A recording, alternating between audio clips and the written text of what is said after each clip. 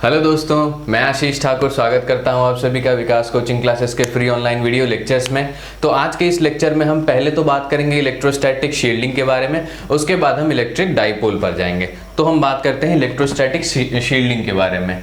Electrostatic shielding basically क्या होता है, क्योंकि यहाँ पर वर्ड शील्डिंग लिखा हुआ है, मतलब हमें किसी चीज़ को शील्ड करके रखना है। तो क्या होता है, किसी भी डाई इलेक्ट्रिक इंस्ट्रूमेंट को या फिर पीपल मतलब ह्यूमन बींग्स को भी हम क्या करते हैं, इलेक्ट्रिक फील्ड से मतलब एक्सटर्नल इलेक्ट्रिक फील्ड से बचाए रखने के लिए हम क्या करते हैं, एक कंडक्टर के अंदर रखते हैं, सॉलिड कंडक्टर हो या फिर हॉलो कंडक्टर हो।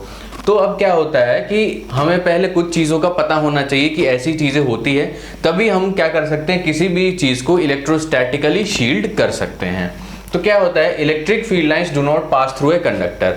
हमें पता होता है कि जो इलेक्ट्रिक फील्ड लाइंस है वो कंडक्टर से पास नहीं होती है। मतलब अगर मान लिया हमने ये कोई कंडक्टर है, या तो ये सॉलिड कंडक्टर है या हॉलो कंडक्टर है, तो अगर एक्सटर्नल इलेक्ट्रिक फील्ड में हम इसे डालते हैं तो क्या होता है, इलेक्ट्रिक फील्ड इस कंडक्टर से पास नहीं होता है। तो इसी का यूज़ करके हम क्या करते हैं, इलेक्ट्रोस्टैटिक शील्डिंग करते हैं, ताकि किसी भी इक्विपमेंट को हम एक्सटर्नल इलेक्ट्रिक फील्ड से बचा सकें। तो इसमें क्या होता है, जब भी हम एक्सटर्नल इलेक्ट्रिक फील्ड में डालते हैं, क्योंकि हमें पता है कि यहाँ कहीं पे पॉजिटिव चार्ज होगा तभी जाके यहाँ पर इलेक्ट्रिक फील्ड इस डायरेक्शन में आ रहा है, तो क्या होगा, इस वाले कंडक्टर के इस लेफ्ट वाले पार्ट पे क्या होगा, यहाँ पर नेगेटिव चार्ज इंड्यूस हो जाएगा। सिमिलरली यहाँ पर क्या हो जाएगा, पॉजिटिव चार्ज इंड्यूस हो जाएगा। लेकिन जो अंदर में इलेक्ट्रिक फील्ड होगा वो इलेक्ट्रिक फील्ड अंदर में जीरो होगा। तो मतलब किसी भी कंडक्टर के अंदर क्या होता है, इलेक्ट्रिक फील्ड हमेशा जीरो होता है। अगर हम उसे किसी एक्सटर्नल इलेक्ट्रिक फील्ड के अंदर डाल भी दें तो कंडक्टर के अंदर हमेशा इलेक्ट्रिक फील्ड जीरो होगा। तो अब क्या होता है कि interior of the conductor is free from the influence of the electric field, मतलब कंडक्टर का इंटीरियर में इलेक्ट्रिक फील्ड जीरो होगा। अब इसे हम क्यों यूज करते हैं, ताकि डाई इलेक्ट्रिक इंस्ट्रूमेंट हो गया, कुछ इंस्ट्रूमेंट्स होते हैं डाई इलेक्ट्रिक इंस्ट्रूमेंट, उनको एक्सटर्नल इलेक्ट्रिक फील्ड से बचाने के लिए हम क्या करते हैं, इस हॉलो कंडक्टर के अंदर डाल देते हैं, ताकि क्योंकि अंदर इलेक्ट्रिक फील्ड जीरो होगा तो उसका इन्फ्लुएंस इस इंस्ट्रूमेंट के अंदर क्या होगा, जीरो होगा। तो ये होता है हमारा इलेक्ट्रोस्टैटिक शील्डिंग। तो अब हम आते हैं अपने अगले टॉपिक इलेक्ट्रिक डाइपोल पे। तो इलेक्ट्रिक डाइपोल हमारा क्या होता है, it is a pair of point charges with equal magnitude and opposite in sign separated by a very small distance. मतलब क्या है, इलेक्ट्रिक डाइपोल में हमारा क्या होता है, दो पॉइंट चार्जेस होते हैं, दोनों ऑपोजिट साइन के होते हैं, मतलब एक प्लस होगा तो दूसरा माइनस होगा, और दोनों का जो मैग्नीट्यूड है वो सेम होता है। मतलब एक का मैग्नीट्यूड अगर Q है तो दूसरे का मैग्नीट्यूड भी Q ही होगा, और दोनों के बीच का जो डिस्टेंस होता है वो काफी कम होता है। तो हम मान लेते हैं जैसे हमारे पास क्या है, एक यहाँ पर एक चार्ज है -Q, और कुछ डिस्टेंस पर हमारा क्या है, एक चार्ज है +Q। तो ये जो अरेंजमेंट है हमारा, जिसमें क्या है, पेयर ऑफ पॉइंट चार्जेस है हमारे पास, इसका भी मैग्नीट्यूड Q है, इसका भी मैग्नीट्यूड Q है, और दोनों के बीच का डिस्टेंस कुछ 2L है। तो हम मान लेते हैं जो 2L डिस्टेंस है वो काफी कम है। तो ऐसा अरेंजमेंट जो होता है, तो इस अरेंजमेंट को हम बोलते हैं कि ये क्या है, हमारा इलेक्ट्रिक डाइपोल है। डाइपोल कहने का मतलब दो पोल, और पोल्स यहाँ पर कहने का मतलब है कि दो पॉइंट चार्जेस हैं हमारे पास, एक -Q है और एक +Q है, और जो दोनों के बीच का जो डिस्टेंस होता है उसका जो सेंटर है उसे हम बोलते हैं सेंटर ऑफ डाइपोल। तो ये हो गया हमारा डाइपोल का अरेंजमेंट। और क्योंकि ये सेंटर है और पूरा डिस्टेंस हमने 2L ले रखा है, तो ये जो डिस्टेंस है ये हो गया हमारा L और ये हो गया L। अलग अलग बुक्स में अलग अलग डिस्टेंस ले सकते हैं, और क्वेश्चंस में भी हो सकता है कि डिस्टेंस अलग अलग दिए जाए, तो उस हिसाब से हमें उसके अकॉर्डिंग काम करना होगा। यहाँ पर हमने 2L डिस्टेंस लिया है, तो ये हो गया हमारा डाइपोल का अरेंजमेंट। अब आता है हमारे पास डाइपोल मोमेंट क्या होता है। तो हमारा नेक्स्ट है डाइपोल मोमेंट। तो अब क्या है, ये जो पूरा हमारा इलेक्ट्रिक डाइपोल का सिस्टम है, इसका जो स्ट्रेंथ है, मतलब इसकी स्ट्रेंथ क्या है इलेक्ट्रिक डाइपोल की, उसे हम मेजर करते हैं डाइपोल मोमेंट से। तो डाइपोल मोमेंट क्या है, इसका बेसिकली यूज होता है to measure strength of dipole. तो इसे हम डिनोट करते हैं P से। ये क्या होता है, एक वेक्टर क्वांटिटी होता है, और इसकी डायरेक्शन होती है नेगेटिव टू पॉजिटिव चार्ज। मतलब जो हमारा इलेक्ट्रिक डाइपोल मोमेंट होगा वो क्या होगा, P का जो डायरेक्शन होगा वो कुछ ऐसा होगा। मतलब ये जो डायरेक्शन है ये हो जाएगा इलेक्ट्रिक डाइपोल मोमेंट का डायरेक्शन। तो ये हो गया हमारा डाइपोल मोमेंट।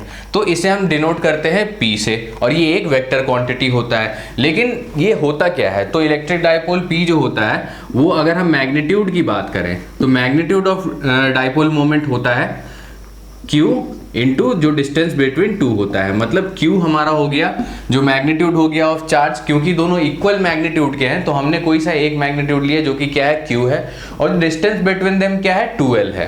तो Q into distance between them हो गया, ये हो गया मैग्नीट्यूड ऑफ डाइपोल मोमेंट। और डायरेक्शन मैंने पहले ही बता रखा है, डायरेक्शन क्या हो जाएगा, डायरेक्शन हमारा हो जाएगा नेगेटिव टू पॉजिटिव।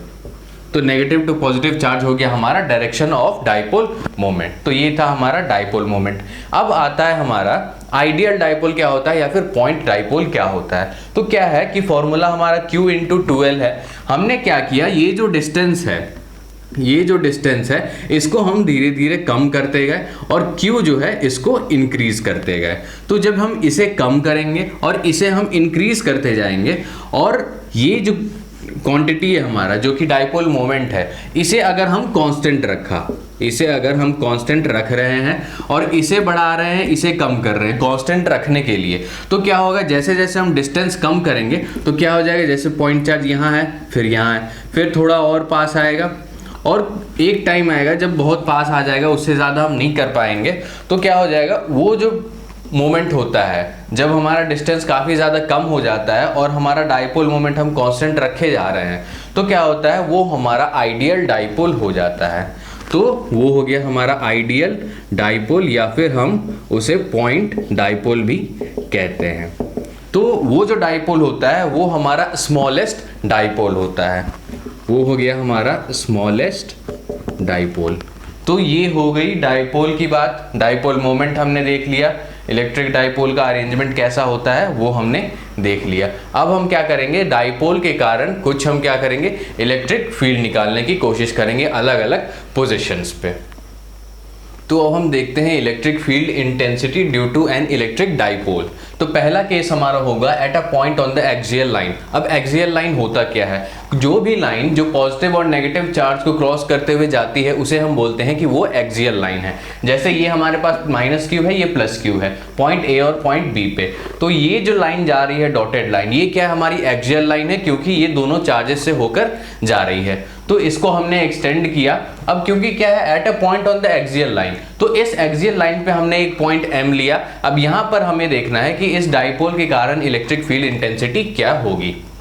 तो अब हम देखते हैं, ये डिस्टेंस हमारा L ले लिया हमने, ये L ले लिया। अब हमने मान लिया कि सेंटर ऑफ डाइपोल से जो डिस्टेंस है इस पॉइंट का जहां पर हमें निकालना है वो क्या है, हमारा x है।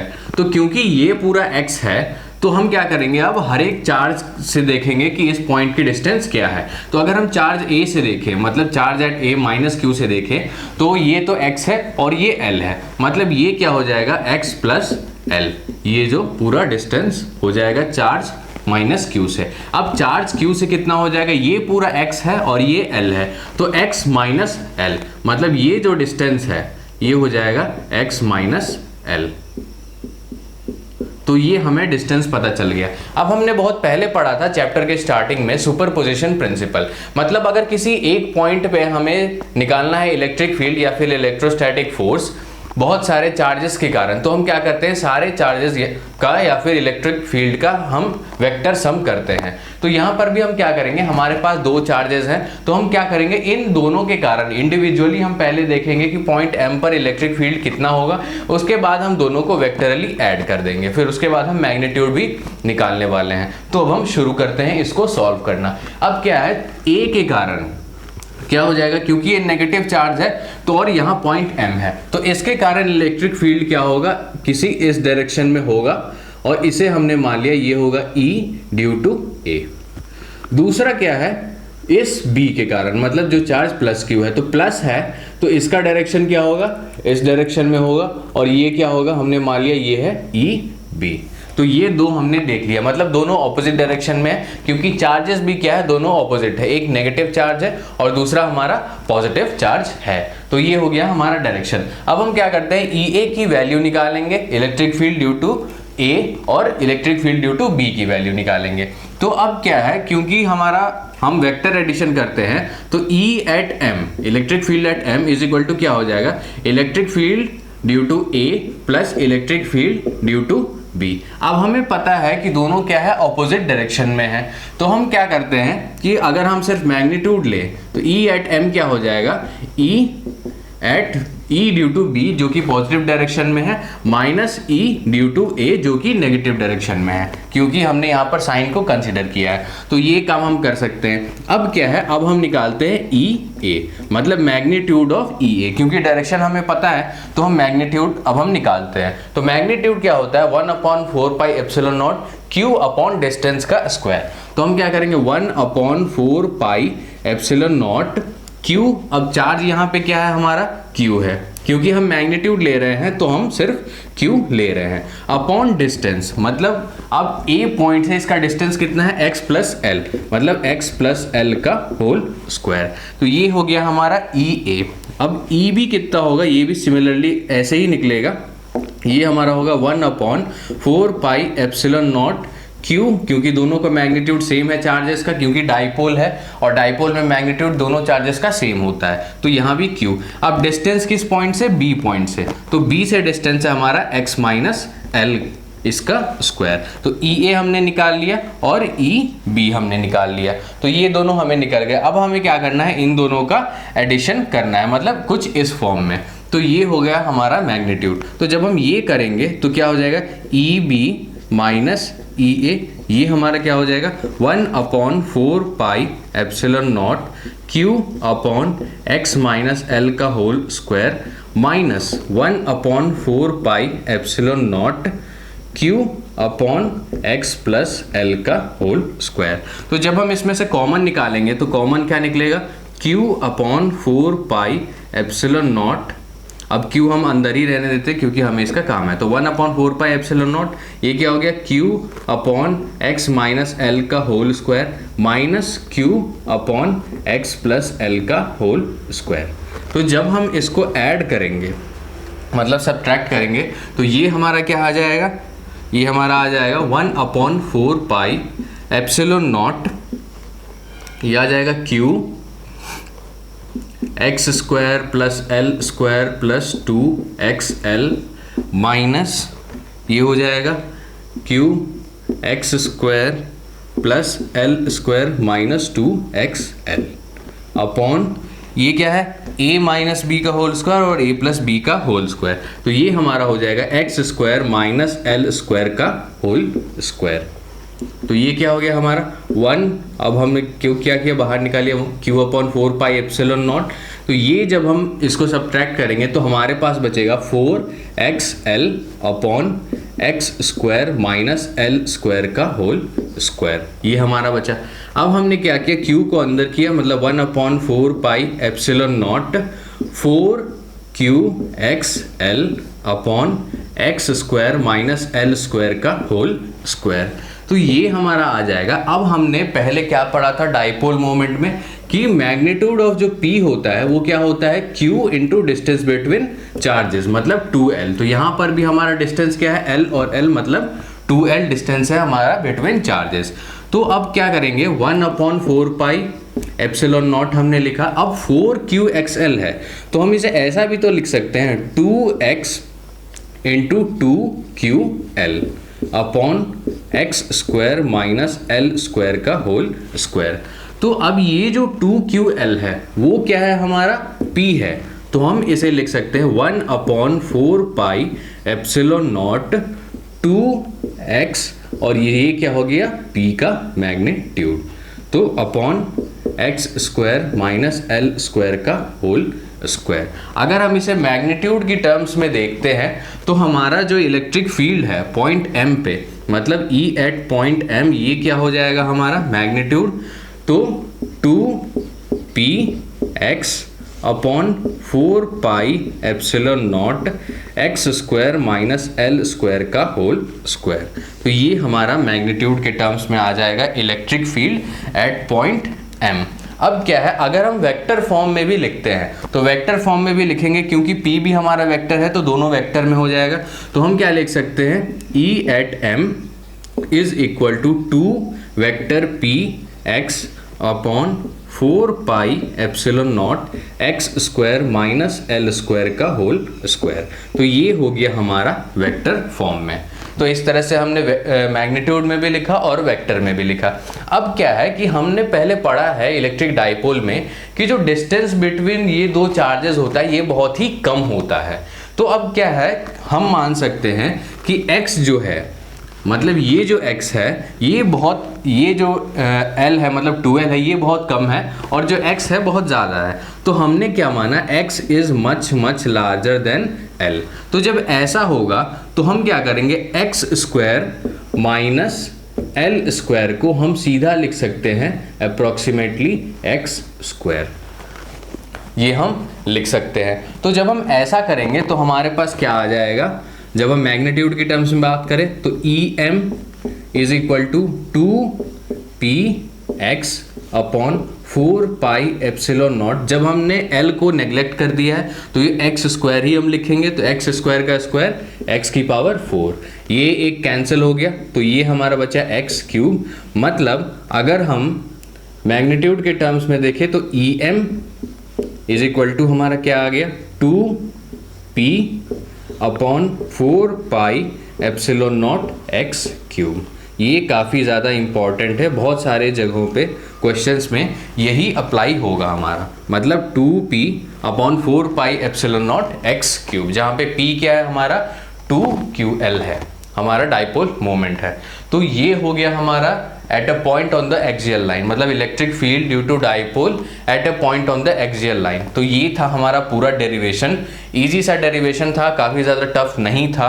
तो ये हमने निकाल लिया वेक्टर के टर्म्स में भी और मैग्नीट्यूड के टर्म्स में भी। अगर इसको भी वेक्टर के टर्म्स में लिखना है तो इसे हम सीधा क्या कर सकते हैं, ऊपर में वेक्टर का सिंबल लगा दिया, और ये भी p क्या है हमारा डाइपोल मोमेंट वेक्टर होता है, तो ये हम ऐसे लिख सकते हैं। तो ये हो गया हमारा electric field due to dipole at a point on the axial line. अब हमने एक्सियल पॉइंट पे देख लिया था कि हमारा क्या था, E एट m वो हमारा क्या था 2p upon 4 pi epsilon naught x cube. तो ये हमने देख लिया था। अब उसमें क्या था कि यहाँ पे हमारा माइनस क्यू था और कुछ डिस्टेंस पे यहाँ पे हमारा प्लस क्यू था, और यहाँ पर हमने पॉइंट m ले रखा था। अब क्या है कि ये डिस्टेंस हमारा क्या था, x माइनस एल, और ये पूरा था x प्लस एल। तो अब क्या है कि पहली बात तो ये कि अब इस फॉर्मूले में ये वाला जो पोर्शन है 2p हमारा क्या है, कांस्टेंट है, क्योंकि p कांस्टेंट होगा, अरेंजमेंट हमारा यही है, डिस्टेंस हम चेंज नहीं कर रहे हैं। 4 पाई एप्सिलॉन नॉट कांस्टेंट होगा, तो हम क्या लिख सकते हैं, em is inversely proportional to x cube. तो ये हो गया एक्यूट एक्सियल पॉइंट के लिए, ये एक इंपॉर्टेंट बात। दूसरी ये कि अब डायरेक्शन क्या होगा, डायरेक्शन जो होता है वो क्या हो जाएगा, अब इस इधर क्या था हमारा EB था, ये पॉइंट B था, ये पॉइंट A था, और इस डायरेक्शन में हमारा EA था। तो अब जिसका मैग्नीट्यूड बड़ा होगा उसी डायरेक्शन में इलेक्ट्रिक फील्ड होगा। अब क्योंकि क्या है, फॉर्मूला हमारा क्या था, Q upon 4 pi epsilon not, और यहाँ पे कुछ डिस्टेंस का स्क्वायर, तो x प्लस एल जो है वो क्या है, ग्रेटर है x माइनस एल से। मतलब अब डिनोमिनेटर में जिसका स्क्वायर होगा, अगर छोटे नंबर का स्क्वायर होगा तो फ्रैक्शन बड़ा होगा। तो अगर डिनोमिनेटर में क्या है, इस b पॉइंट के कारण हम देखें तो ये क्या है, x माइनस एल का स्क्वायर, और दूसरे के कारण अगर देखें तो 4 pi epsilon not x plus L का होल स्क्वायर। मतलब ये बड़ा है और ये छोटा है, तो ये जो फ्रैक्शन है ये क्या हो जाएगा, हमारा बड़ा हो जाएगा, और ये फ्रैक्शन जो है वो हमारा छोटा हो जाएगा। मतलब EB जो है, EB ये हमारा ग्रेटर देन हो जाएगा मैग्नीट्यूड में EA। तो हम कह सकते हैं कि डायरेक्शन जो है वो क्या हो जाएगा, हमारा जो नेट इलेक्ट्रिक फील्ड का डायरेक्शन हो जाएगा वो ये डायरेक्शन हो जाएगा EM का। तो ये हो गया डायरेक्शन की बात। तो अब हम देखते हैं at a point on the equatorial line, मतलब electric field intensity due to a dipole on the equatorial line. अब इक्वेटोरियल लाइन क्या होता है? जो लाइन एक्सियल लाइन के परपेंडिकुलर हो। तो मतलब हमने एक्सियल लाइन क्या देखा था? जो लाइन दोनों चार्जेस को क्रॉस करते हुए जाती है, तो ये हो गई एक्सियल लाइन। तो इसके परपेंडिकुलर जो लाइन है वो हो जाएगा हमारा इक्वेटोरियल लाइन। तो हमने मान लिया इस जो सेंटर पॉइंट O है वहां से क्या है हमारी, हमने एक परपेंडिकुलर ड्रॉ किया, तो ये हो गया हमारा इक्वेटोरियल लाइन। तो इस पर हमारे पास कोई भी पॉइंट है, हमने ये मान लिया पॉइंट M है, तो इस पर हमें देखना है कि इलेक्ट्रिक फील्ड क्या होगी। तो हमने क्या किया, पहले तो A और M को हमने जोड़ दिया, उसके बाद हमने A और B को जोड़ दिया। अब हमें क्या देखना है, क्योंकि इलेक्ट्रिक फील्ड हमें निकालना है तो डिस्टेंस तो हमें निकालना ही होगा। ये 2L है हमारा, तो ये हो जाएगा L और ये L, तो ये हमने मान लिया। और हमने माना कि ये जो डिस्टेंस है पॉइंट O से x डिस्टेंस ऊपर है, ये पॉइंट M। तो अब हम क्या करेंगे, क्योंकि ये 90 डिग्री है तो पाइथागोरस थ्योरम से हमारा क्या हो जाएगा, ये डिस्टेंस क्या हो जाएगा, under root x square plus L square. Similarly ये भी हमारा हो जाएगा under root x square plus L square. तो डिस्टेंस तो हमारा निकल गया कि इस पॉइंट M का इन दोनों चार्जेस से डिस्टेंस क्या है, और हमने देखा कि दोनों डिस्टेंस क्या है, इक्वल है। अब क्या है, अब हमने माना कि ये एंगल थीटा है, और क्योंकि ये दोनों साइड सेम है तो ये भी एंगल थीटा होगा। अब हमने क्या किया कि अब इलेक्ट्रिक फील्ड का डायरेक्शन देखते हैं। क्योंकि ये पॉजिटिव चार्ज है तो इस पॉइंट पर इलेक्ट्रिक फील्ड जो होगा वो इसी के अलोंग होगा, और इसे क्योंकि ये B पॉइंट पे तो हमने नाम दे दिया इसको EB। और क्या है, क्योंकि ये नेगेटिव चार्ज है तो इसी लाइन के अलोंग होगा, और डायरेक्शन जो होगा वो ऑपोजिट होगा, मतलब ये जो डायरेक्शन होगा ये हो जाएगा electric field due to A का डायरेक्शन। और जो मैग्नीट्यूड हम देखते हैं वो क्या है, दोनों का इक्वल होगा। इक्वल क्यों होगा, क्योंकि हमारा फॉर्मूला क्या होता है, 1/4 पाई एप्सिलॉन नॉट, ये दोनों में कॉमन होगा EA और EB में। Q कॉमन होगा क्योंकि दोनों चार्जेस इक्वल मैग्नीट्यूड के हैं। अब डिस्टेंस का स्क्वायर, क्योंकि डिस्टेंस भी जो क्या है वो क्या है, under root x square plus L square. तो इसका भी जब हम स्क्वायर करेंगे तो हो जाएगा x square plus L square. तो मैग्नीट्यूड की अगर हम बात करें इलेक्ट्रिक फील्ड की तो दोनों का सेम होगा, पर क्या है डायरेक्शन वो अलग अलग होगा। तो अब हम इसमें आगे बढ़ते हैं। तो अब हम क्या करेंगे, फिर से हम सुपरपोजिशन थ्योरम, मतलब इंडिविजुअल के कारण हम फोर्स इलेक्ट्रिक फील्ड निकालेंगे और दोनों का हम वेक्टर सम कर देंगे। अब हमें पता है एक चीज इसमें करना है कि ये थीटा है, ये थीटा है, तो ये एंगल पूरा क्या हो जाएगा हमारा 2 थीटा हो जाएगा, क्योंकि ये क्या है, external angle of a triangle, और external angle is equal to क्या होता है, sum of opposite internal angles. तो ये हो गया हमारा एंगल 2 थीटा। अब क्योंकि हमें पता है कि अगर दो वेक्टर्स है, दोनों का मैग्नीट्यूड इक्वल है, तो जो उनका रिजल्टेंट वेक्टर होता है वो क्या होता है, दोनों से इक्वल एंगल पर बनाता है, या फिर हम ये भी कह सकते हैं कि दोनों के बीच का जो एंगल होता है उसे वो बाइसेक्ट कर देता है। तो अगर ये बाइसेक्ट करेगा तो हमने मान लिया कि ये हो गया E at M, जो रिजल्टेंट हमारा इलेक्ट्रिक फील्ड हो गया। बाइसेक्ट कर रहा है मतलब ये जो एंगल है ये हमारा क्या हो गया, थीटा। तो ये थीटा है और ये भी थीटा है, और ये एक लाइन है, मतलब ये जो है EM और ये वाला इलेक्ट्रिक फील्ड, तो और ये जो लाइन है AB है, तो ये दोनों क्या है, पैरेलल है। अगर ये दोनों एंगल इक्वल है तो हमें पता चल गया कि ये जो नेट इलेक्ट्रिक फील्ड है, एक कंपोनेंट मतलब ये है जो रिजल्टेंट है उसका डायरेक्शन कुछ ऐसे है। तो ये हो गया नेट फील्ड का डायरेक्शन। अब हम अगर इसे कंपोनेंट में तोड़ के बनाते हैं तो हमारा क्या है, कुछ वर्टिकल कंपोनेंट होगा और कुछ हॉरिजॉन्टल कंपोनेंट होगा।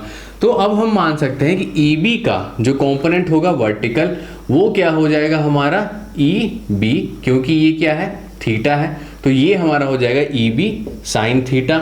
और इसका भी जो वर्टिकल कंपोनेंट है वो क्या हो जाएगा, इसके अलोंग EA साइन थीटा। और हमने देख रखा है कि magnitude of A is equal to magnitude of electric field due to B। तो EB और EA सेम है, साइन थीटा सेम है, और दोनों ऑपोजिट डायरेक्शन में, मतलब ये दोनों क्या है, एक दूसरे को कैंसल आउट कर देंगे। बचा हमारे पास क्या, इन दोनों का कॉस कंपोनेंट, मतलब हॉरिजॉन्टल कंपोनेंट। तो हॉरिजॉन्टल कंपोनेंट क्या हो जाएगा, EB कॉस थीटा और EA कॉस थीटा, मतलब इस डायरेक्शन में हमारा आएगा EB कॉस थीटा और EA कॉस थीटा। अब क्योंकि दोनों सेम डायरेक्शन में है तो क्या हो जाएगा, वो ऐड हो जाएगा। तो मतलब हम कह सकते हैं कि EM जो हमारा है उसका मैग्नीट्यूड क्या हो जाएगा, EA cos theta plus EB cos theta. अब हमें पता है कि EA is equal to EB है, क्योंकि क्या है, फॉर्मूला सेम रहेगा, क्योंकि दोनों के बीच का जो डिस्टेंस है वो सेम है, तो मैग्नीट्यूड हमारा सेम होगा। तो हम क्या लिख सकते हैं, जो EM है हमारा, EM है वो क्या हो जाएगा 2EA cos थीटा। तो ये हमारा क्या हो जाएगा 2 मल्टीप्लाइड बाई EA हमारा क्या है 1/4 pi epsilon naught Q upon distance क्या है √x² प्लस L²। तो इसका जब हम स्क्वायर करेंगे तो ये हो जाएगा। अब आते हैं हम cos थीटा पे। cos थीटा क्या होता है, बेस अपॉन हाइपोटेनस होता है। तो बेस क्या है हमारा, अगर हम इस ट्राइंगल की बात करें तो बेस है L और हाइपोटेनस है हमारा x² प्लस L² का रूट। तो हम क्या लिख सकते हैं, बेस हमारा हो गया L और √x² प्लस L²।